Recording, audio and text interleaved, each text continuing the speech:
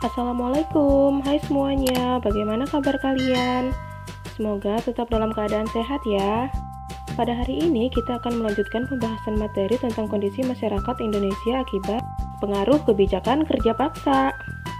Tujuan pembelajaran yang pertama, diharapkan kalian dapat mendeskripsikan kondisi bangsa Indonesia akibat pengaruh kebijakan kerja paksa. Yang kedua, kalian diharapkan dapat mengidentifikasi kebijakan-kebijakan kerja paksa yang diberlakukan oleh Belanda.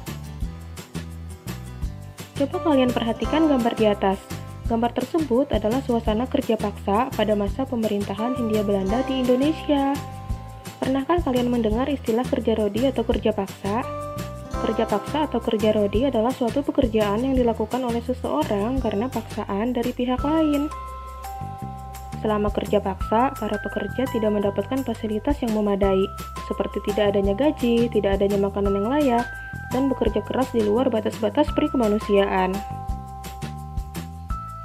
Bagi Belanda, kerja paksa sangat menguntungkan karena mereka tidak harus mengeluarkan banyak biaya, tetapi proyek-proyek yang mereka bangun bisa cepat selesai. Selama program kerja paksa dilakukan di Indonesia oleh pihak Belanda, menimbulkan banyak sekali penderitaan bagi rakyat Indonesia. Kerja paksa mulai dikenal masyarakat Indonesia pada masa pemerintahan Belanda di bawah Gubernur Jenderal Herman Willem Daendels pada abad ke-19. Pada saat itu, Daendels menyuruh masyarakat Jawa untuk membangun jalan raya pos dari Anyer ke Panarukan atau di daerah pantai utara Jawa. Inilah peta jalur Anyer sampai ke Panarukan. Jalur Anyer sampai Panarukan memanjang lebih dari 1000 km dari Cilegon, Banten sampai ke Panarukan, Jawa Timur.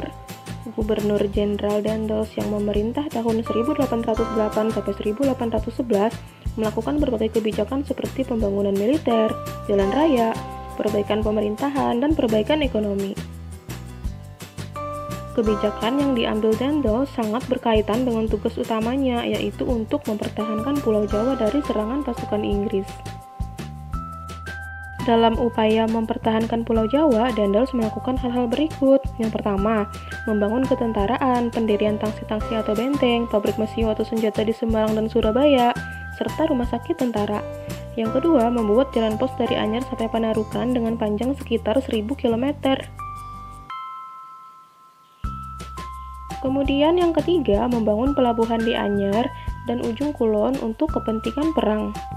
Yang keempat, melakukan kerja rodi atau kerja paksa untuk membangun pangkalan tentara. Selanjutnya, kebijakan-kebijakan yang diberlakukan Daendels terhadap kehidupan rakyat. Yang pertama, semua pegawai pemerintah menerima gaji tetap dan mereka dilarang melakukan kegiatan perdagangan. Yang kedua, melarang penyewaan desa kecuali untuk memproduksi gula, garam, dan sarang burung. Selanjutnya yang ketiga, melaksanakan kontingenten yaitu pajak dengan penyerahan hasil bumi. Yang keempat, menetapkan kewajiban menjual hasil bumi hanya kepada pemerintah Belanda dengan harga yang telah ditetapkan.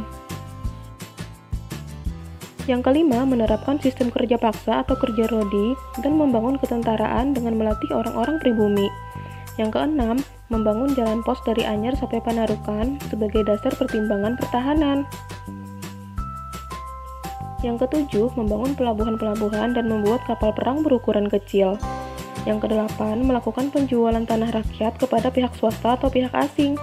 Yang kesembilan atau terakhir, mewajibkan Prengerstelsel, yaitu kewajiban rakyat Priangan untuk menanam kopi. Salah satu kebijakan yang terkenal dan buktinya dapat disaksikan hingga masa sekarang adalah pembangunan Jalan Raya Anyer Panarukan atau Jalan Raya Pos. Jalan tersebut dibangun dengan tujuan utama untuk kepentingan militer pemerintah kolonial. Dalam perkembangannya, jalur tersebut menjadi sarana transportasi pemerintahan dan mengangkut berbagai hasil bumi. Selain untuk kepentingan pertahanan dan militer, jalur tersebut merupakan penghubung kota-kota penting di Pulau Jawa yang merupakan penghasil berbagai tanaman ekspor. Pembangunan Jalan Raya Anyer Panarukan sebagian besar dilakukan tenaga manusia.